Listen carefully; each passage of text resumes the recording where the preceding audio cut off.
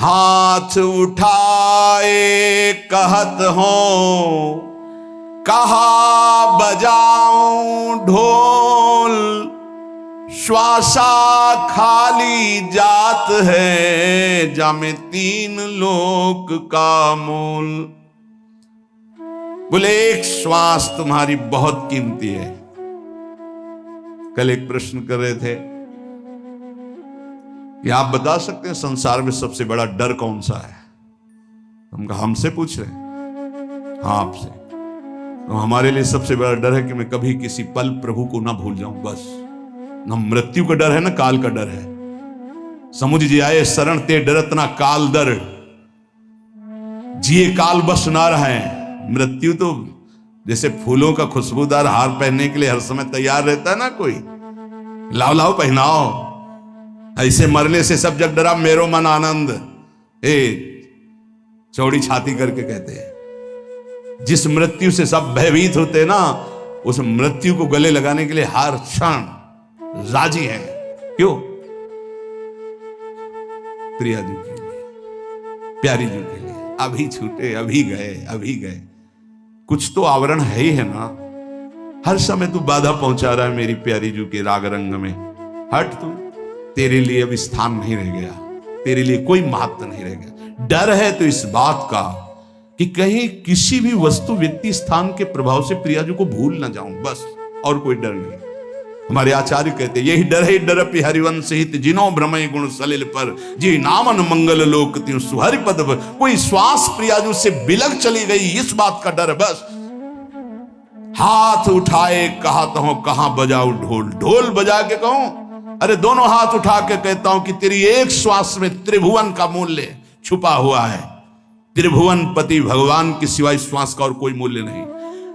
तो कल उनसे कहा कितनी आयु के? 50-55 के। 55 वर्ष तक आज तक जो कमाया 5 श्वासें नहीं खरीद सकते उससे।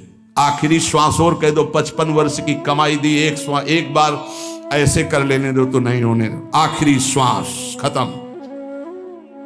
उस श्वासों को जो तुमने सांसारिक संपत्ति एकत्रित करने में कमाई पूरी की पूरी लगा दो तो एक श्वास नहीं खरीद सकते। ऐसी कितनी श्वासें तुमने बर्बाद कर दी व्यर्थ में।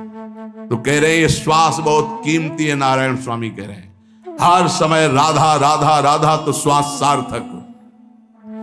कपट गांठ मन में नहीं, सब सो सरल स्वभाव, नारायणता भगत की लगी किनारे नाव। किसी से कोई कपट नहीं, कोई द्वेष भाव नहीं, सबके चरणों में प्रणाम, सरल स्वभाव। और राधा राधा राधा बोले संसार समुद्र से उसकी नैया किनारे लग गई। अब गंभीर बात, जो महाभागवत हैं, ये ऊंचाई की बात कह रहे हैं, वो अपने स्वरूप में स्थित रहते हैं। जो साधारण भक्त हैं वो रूप में स्थित रहते हैं अपने शरीर। जो महाभागवत जन हैं उस स्वरूप में रहते हैं। स्वरूप जैसे किसी का दास स्वरूप, किसी का सखा स्वरूप, किसी का गोपी स्वरूप, किसी का सहचरी स्वरूप, कोई अपने ब्रह्म स्वरूप में स्थित रहते हैं। हर समय दिन में कितनी बार आपको याद आता है कि आप श्री जी की सहचरी हो? सच्चाई से देखो। बस वही स्त्री शरीर का चिंतन, पुरुष शरीर का चिंतन, अपने इसी को पुरुष मानना, स्त्री मानना। ये देखो सत्संग है। शुरुआत कई बार हमने कहा इसी बात से करो ना। ये तो ऊपरी पोशाक है, स्त्री पुरुष की ये पोशाक है। इसीलिए कहा गया बनिता पुरुष भाव मिट जाए, सेवय ललितादिक के भाई। आप ना स्त्री न पुरुष हैं। इस जन्म में ऐसे कर्म, ऐसी भगवत कृपा हुई कि स्त्री बन गए, पुरुष शरीर मिल गया। अगला जन्म हो सकता है कि कीट पतंगा न जाने कौन सी योनि का मिले। तो आपकी पोशाक बदल सकती, पहनने वाला वही रहता है। यहां पहनने वाले की बात हो रही। ना तुम स्त्री हो ना पुरुष हो, तुम श्री जी की नित्य दासी हो। ऐसा चिंतन करो इस उपासना में। कई बार चिंतन करते हैं आपकी मैं श्री जी की दासी हूं, मैं श्री जी की सहचरी हूं, हमारी प्रिया जो प्रिय सखी हैं। कई बार चिंतन करो। ईमानदारी से बताओ, देखो अंदर देखो, सब ईमानदारी से। दिन भर विचरण करते रहते हो बाहर, कभी अंदर बैठे गुफा में श्रृंगार कर रहे हैं श्री जी का, अंदर से सोच रहे हैं मैं श्री जी की सखी हूं। सोच रहे हैं इसलिए कह रहे हैं कि अभी आपका स्वरूप जागृत नहीं हुआ। जब स्वरूप जागृत होता है तो जैसे आपको सोचना नहीं पड़ता मैं पुरुष हूं, ऐसे सोचना नहीं पड़ता मैं सहचरी हूं, हर समय उसी में स्थित रहता है। महाभागवत वो है जो हर समय अपने स्वरूप में स्थित रहता है। तो चलो स्थित स्वरूप में नहीं पर स्वरूप का बोध तो होना चाहिए। मैं कौन हूं? मैं स्थूल नहीं हूं, सूक्ष्म नहीं हूं, कारण नहीं हूं, मैं श्री जी की सहचरी हूं, प्रिया जो हमारी प्रिय सखी है। दूसरा, अपने इष्ट के स्वरूप का बोध, मेरे प्रिया प्रीतम, मेरे श्यामा श्याम, इसके सिवा अन्य कहीं कोई आश्रय, अन्य कोई सपोर्ट, अन्य कोई बल, कोई आशा बिल्कुल नहीं। ये महाभागवतों के लक्षण है, साधारण भक्ति की बात नहीं कह रहे। पहला है अपने स्वरूप का बोध, मैं प्रियाजू की प्रिय सखी। दूसरा है अपने आराध्य देव के स्वरूप का बोध, रसोया परमानंद एक ही दुधा सदा, श्री राधा कृष्ण रूपाभ्याम तस्मै तस्मै नमो नमः। एक ही पर ब्रह्म रस तत्व दो रूपों में खेल रहा है, प्रिया और प्रीतम के रूप में। हमारे आराध्य देव प्रिया प्रीतम, इसके सिवा कहीं कोई हमारा आश्रय नहीं, बल नहीं, आशा नहीं, और सही पूछो तो श्रद्धा नहीं। सही पूछो तो श्रद्धा नहीं। अंदर की बात क्यों जानते नहीं हो? सर्वत्र व्याप्त आराध्य देव है, इनको जानते हो, मानते भी, पर वो अंदर की जो बात है, जैसे परिक्रमा मार्ग में बैठे सब जा रहे हैं तो सब पे श्रद्धा है क्या? लेकिन पहचान के बोले राधे राधे, हुई ना, इसे कहते हैं अपनापन। बस ये मान लो पूरा संसार हमारे लिए कैसा, परिक्रमा मार्ग में बैठे, खूब भीड़ जा रही है, भगत है दर्शन, लेकिन उसमें कोई जब अपना प्रियजन का राधे श्याम, ऐसे पूरे त्रिभुवन में भक्त, भगवान, जगत, जड़, चैतन्य सब में वही दृष्टि है जैसे परिक्रमा मार्ग में सब पे दृष्टि। धन्य है प्रभु, इतने रूपों में आप। लेकिन प्रिया प्रीतम ये पहचान, बस और कहीं पहचान नहीं। ये है अपने इष्ट के स्वरूप का बोध। तीसरा, जो स्वरूप बोध और इष्ट बोध के साधन मिले हैं गुरुदेव से, उसमें परम आसक्ति, कोई मिलावट अन्य की नहीं होनी चाहिए। हम सत्संग सुन रहे हैं, सत्संग में सर्वव्यापी शब्दों का प्रयोग होता है, कोई भी लाभ ले सकता है। अपने को इतना चतुर रहना है कि अपने को क्या चाहिए इसमें जो बोला जा रहा है, अपने मार्गों को क्या चाहिए। तो हमारे गुरुदेव के साधन से जो मिलती हुई बात है वो हम पकड़ेंगे और नमस्कार सुनेंगे, आनंदित होंगे, पकड़ेंगे नहीं। पकड़ेंगे वो जो हमारे गुरुदेव के मुख से निकले हुए साधन में जो सहयोगी है। ये प्रवीणता साधक में होनी चाहिए। नहीं तो आप कहोगे कल ये कह रहे थे आप और आज ये कह रहे हो, तो कल का सिद्धांत और चल रहा था, आज का सिद्धांत और चल रहा, दोनों सिद्धांतों के शब्दों का एक दूसरे से विरोध होगा। ये समझना, ये प्रवीणता होनी चाहिए। जो गुरुदेव ने स्वरूप बोध और इष्ट बोध के लिए साधन दिया है उसी पे रति होनी चाहिए। ये बड़ा प्रवीण साधक पकड़ेगा, नहीं तो नहीं पकड़ पाएगा। कौन सा ऐसा कार्य है जो हमारी प्यारी जी के चरण चिन्हों से न बन जाए? अभी कैसे समझोगे, कैसे समझोगे? फिर यही तुम्हें कहना पड़ता है। अभी राधा प्रताप को देखा कहां है आपने? राधा चरण प्रताप को कहां देखा है? अरे नरक जाते हुए जीव को नवनिवृत्त निकुंज में स्थापित कर दे जिनकी करुणा कोर मात्र। अभी राधा कृपा को कहां देखा? क्या चाहिए तुम्हें, क्या समझना है? अनंत कोटि ब्रह्मांडों के स्वामी श्री कृष्ण चंद्रजू से ही सब शक्तियां हैं, सब वैभव है। अरे वही राम है, वही श्याम है। अभी समझ में नहीं आया क्या? हनुमान जी चरण किसके सहलाते रहते हैं? जिनके चरणों को सहलाते रहते हैं वही श्याम सुंदर है। हम यहां बंसी पकड़े, वहां सारंग हैं, वही तो है।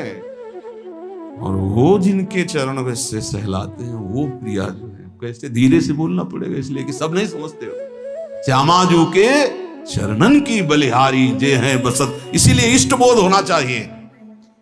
धनी धनी राधिका के चरण, सखा बोल रहे हैं प्रभु के नित्य सखा। धनी धनी राधिका के चरण, सुबह शीतल अति सुकोमल कमल के से बरन, धनी धनी राधिका के चरण। नख चंद्र चारु अनूप राजित विविध शोभाधर, कुणित नूपुर कुंज विहरत परम कौतुक कर, नंद सुत मन मोदकारी विरह सागर तरन, दास परमानंद छिन छिन श्याम जिनकी शरण, धन धन राधिका के चरण। समझ में नहीं आ रहा? अभी तुम्हें लग रहा है सपोर्ट के लिए कुछ चाहिए? अरे जिनके चरण हनुमान जी सहलाते, उनके चरण चापत चरण मोहन लाल, कुंवरी राधे पलंग पौड़ी सुंदरी नौबाल। कैसे? इष्ट बोध, ये जो पूज्य बाबा ने कहा स्वरूप बोध, स्वरूप बोध में ठसक रहेगी। हम श्री श्यामाजू के बल अभिमानी टेढ़े रहे मोहन रसिया सो। समझ में आया? स्वरूप बोध है, मैं प्रियाजू की नित्य सहचरी दासी। प्रियाजू जिनकी स्वयं लाल जो आराधना करते हैं, रसघन मोहन मूर्तिम विचित्र केलि महोत्सवोल्लसितम, राधा चरण विलोडित रुचिर शिखंडम हरिम बंदे। तो उपासक को अपने उपास्य देव की उपासना जो गुरु प्रदत्त है उसी से संबंधित बातें सुननी चाहिए, अन्यथा कान बंद रखना चाहिए, नहीं तो फिर वो दोष जो वो आ जाता है। अमुक पाठ कर लें, अमुक स्तोत्र कर लें, अमुक रक्षा कवच कर लें, इन पर विश्वास है, 4 कण रज के लेके पूरे शरीर में लगा लिया वृंदावन की, इससे बड़ा कोई रक्षा कवच नहीं है। अरे इसी रज को ऐसे ऐसे करके भगवान की रक्षा कवच में भगवान का नाम उच्चारण किया जा रहा है। भागवत में पढ़ के देख लो, ये वो रज है जो भगवान स्वयं अपने मस्तक पर धारण करते हैं। नहीं समझ में आया? अनुब्रजाम में हम नित्यम कुए त्यंग रेणु भी, और कुछ न समझ में आवे तो कह रहे भक्त चरण रज लेने के लिए पीछे पीछे डोलता हूं। तो ये तो महाभागवतों की प्रेममयी आंसुओं से भींगी हुई भूमि है, और स्वयं प्रिया चरण रज जान के लुठत रसिक सिरमौर। इसलिए अपने भजन रस सिद्धांत को समझे, और जब गुरु प्रदत्त ही होना चाहिए। ये महाभागवतों की बात कर रहे हैं, ऐसा नहीं कि कहीं पढ़ लिया आपने कि ये इतने महीने जपने में ये सिद्धि आ जाएगी, भूल मत करना। गुरु प्रदत्त नाम और मंत्र के सिवा कहीं भी हमारी रुचि नहीं रह जानी चाहिए कि थोड़ा 5 माला ये कर लेते हैं कि उससे सपोर्ट हो जाएगा और इससे ये हो जाएगा, और फिर अपना गुरु मंत्र जप लेते हैं। ऐसे आते हैं प्रश्न, वो बाहर के होंगे अपने रसना कटो जो अन रटो। गुणानुवाद अपने आराध्य देव का, श्रवण फूटो जो अन्न सुनो। ये महाभागवतों की रस की बात है। भक्ति के विघ्न को बर्दाश्त ना करना, ये भक्त का स्वभाव होना चाहिए। हम लोग बहुत ढीले हैं, भक्ति के विघ्न को हम विघ्न ही नहीं मानते। कितनी देर से भजन छूटा है तुम्हारा? कितनी देर से तुम प्रभु से विमुख हो उस वस्तु व्यक्ति स्थान के प्रलोभन में? बड़ा विचित्र है। बहुत सावधान, बहुत सावधान। माया की चकाचौंध भुलवा देती है, हरि को चकाचौंध भुलवा देती है। संसार का आकर्षण इतना बड़ा है, यही तो बड़ा विचित्र। और भूले तो भूले तुम जिन भूलो मालाधारी, स्वामी हरदास जी कहते। अरे और तो भूले ही है, तुम क्यों भूलते हो? तुमने तो उनका माला पहन लिया, कंठी पहन ली। उनसे बड़ा कोई है? उनसे बड़ा कोई है? अपने स्वामी से बड़ा कोई नहीं। चर्चा किसकी हम करेंगे? गुणानुवाद किसका करेंगे? अपने प्रभु का। बता रहे हैं विश्व ब्रह्मांड में जितना धन है कुबेर के कोने में है, कुबेर के पास जितना खजाना है लक्ष्मी जी के एक चरण चिन्ह के कोने में है। वो लक्ष्मी जी जिनके चरण सहलाती रहती हैं वो हरि हैं, और वो हरि जिनके चरणों में महावर रखते हैं हमारी प्रिया जो है। इसके आगे बोलो पूर्णता प्रेम की, क्योंकि प्रिया जो कौन है? पूर्ण प्रेम, शांद्रानंद घन प्रेम मूर्ति किशोरी। अब हम चर्चा किसकी करेंगे? नीचे करेंगे किसी की? अरे सुरपति नरपति लोकपति जिनके भावे घास। समझे में नहीं आ रहा, समझे में नहीं आ रहा। बहुत विचित्र है, बहुत विचित्र, अति विचित्र भगवंत गति। हाथ सामने अनंत ब्रह्मांडों के स्वामी की महिमा, और एक तरफ माया की महिमा। स्वामी को धक्का लगा के बाहर, माया को अंदर। ऐसा प्रभाव माया का है, बड़ा विचित्र। जिस समय सोने की थाल और कटोरी सब लगा के लक्ष्मी जी बूढ़ी के रूप में ना भगत से प्रसाद पाया, बोले ये जूठे पात्र हम दोबारा नहीं रखते। अरे मैया तू तो रुक, अब यहाँ नारायण बैठे थे, बोले जहाँ ये रहते हैं ना साधु बाबा सन्यासी जन, हम वहां टिकते नहीं ज्यादा दिन, तो इसलिए बोले स्वामी जी झोला उठाओ आप अपना चलो। बोले नहीं बेटा हमारी तो इच्छा थी आज रात्रि ना माता जी रहेंगे, पिताजी को भगा दिया। जो पिताजी गए माताजी अंतर्ध्यान हो गई, क्योंकि नारायण की भी लौट टिक नहीं सकती। ये खेल है, समझ लो। अच्छे अच्छे नारायण को छोड़ दें, ऐसा है माया का प्रभाव। भक्त भक्ति के विघ्न को बर्दाश्त ना करे, चाहे कोई वस्तु हो, व्यक्ति हो, स्थान, कुछ भी हो। जो मेरे प्रभु का विस्मरण करा रहा, बर्दाश्त नहीं होना चाहिए। लेकिन आप खूब बर्दाश्त कर लेते, चैन से बर्दाश्त कर लेते। नहीं, देख लो अपने लोग कितने प्रमादी हैं कि इस बात से हमें दुख नहीं होता। तद स्मरण परम व्याकुल थी, आराध्य देव का विस्मरण हो रहा है, मुझे चैन है। बहुत विचित्र बात है। सत्संग छूट गया, तुम्हें बेचैनी नहीं हुई? तुम्हारी दिनचर्या टूट गई, तुम्हें बेचैनी नहीं हुई? तुम्हारा नाम छूट गया, तुम्हें बेचैनी नहीं हुई? नहीं, किसी भी स्थिति में नहीं। विचार करो, पूज्य राधा बाबा के चरित्र में जरा अंदर गांठों से गठिया बात इतना बढ़ा हुआ था कि बाबा एक कदम नहीं चल सकते थे। और गंगा जी की रेती में सत्संग हो रहा था, तो पूज्य बाबा को कौन सा ज्ञान नहीं, आप हमें बताओ। वो प्रार्थना कर रहे थे जो उनकी सेवा में थे कि मुझे वहां तक पहुंचा दो। बोले थक गया हूं, मेरी सामर्थ्य नहीं। बोले पहुंचा दीजिए। बोले चले जाओ ना। बड़ी चूक हो जाती है, जानते हो। जब हम चरित्र पढ़ते हैं महापुरुषों के, तब लगता है वो महापुरुष है। जब सेवा में होते ना पास, तो नहीं लगता। देखो कैसे उत्तर दे रहे हैं बाबा को, या इतना ही प्रिय तो आप चले जाओ, हम तो थक गए हैं। प्रसंग है, पढ़ के देख लेना कि बाबा ने एक बांस उठाया और कहा क्या तुम जानते हो श्री कृष्ण में वहां तक नहीं पहुंचाएंगे? पहुंचाएंगे। और कढ़िलते हुए बांस के सहारे से इतनी दूर तक पहुंचे जहां से सत्संग सुनाई दे रहा था। क्या सत्संग में बाबा को जानना है? सर्वज्ञ महापुरुष हैं, पर है कोई सत्संग की महिमा? क्या हमारे अंदर चुभता है कि आज का सत्संग छूट गया? क्या चुभता है आज का वाणी पाठ छूट गया? अरे जिस सभा में हम बैठकर वाणी गायन हो रहा है, उसमें बैठे प्रियाजू का यश हो रहा है, साधु मंडली में बैठे, इससे बड़ा सौभाग्य क्या हम जलते हैं कि आज हमारा इतनी देर से भजन छूट गया? क्या हम कभी रोए कि हमारी सेवा छूट गई? प्राणांतक कष्ट हो तो भी सेवा नहीं छूटनी चाहिए। प्राणांतक कष्ट हो, अगर हम शकिल पाते हैं तो शकिल शकिल करके वो सेवा कर देंगे। हमारे गुरुदेव की, इष्ट देव की सेवा, ये केवल प्रवचन ही नहीं, गुरु प्रताप से कह रहा हूं। भक्त को भक्ति के विघ्नों को बर्दाश्त नहीं करना चाहिए। बता देना कि हम आज उठने लायक भी नहीं, पर ये सेवा पहुंचा दो, इस सेवा पहुंच जानी चाहिए। मेरी सेवा नहीं टूटनी चाहिए। ना सेवा में प्रीति होगी, ना नाम छूटने में तुम्हें जलन होगी, ना तुम्हारी पाठ में प्रीति होगी, ना तुम्हारी इष्ट देव की अपनेपन में स्थिति होगी। तो होगा क्या? भक्ति के विघ्न को आप क्यों बर्दाश्त कर लेते हैं? ये आप देख लीजिए। हमें लगता है जितना इष्ट और गुरु का दुलार मिलता है तो हम उसको पहचान नहीं पाते। हमें लगता है संसारिक तौर तरीके से लगता है, हमें नहीं लगता कि हम पर अपार कृपा है। पांचवा, भक्ति के फल को गुप्त रखना।